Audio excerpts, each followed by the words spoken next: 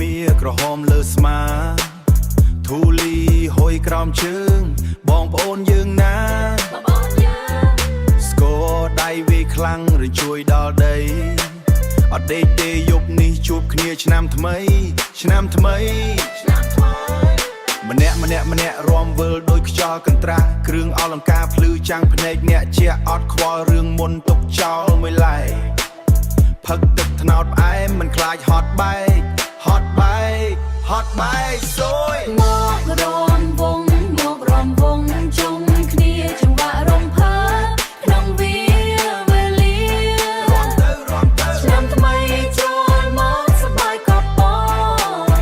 សំឡេងត្រកតនាំគ្នាទាំងដៃអត់ប្រពាក់ពពួនអូយមើលទៅមេឃផ្កាយរះពេញភូមិក្មេងចាស់ប្រុសស្រីនាំគ្នាមកជុំស្ទីប្លែកដូចក្នុងរឿងកុនលបឿនលឿនស្លាវកុំមកស្ទាក់មុខបងមុនស្ទាក់មុខហា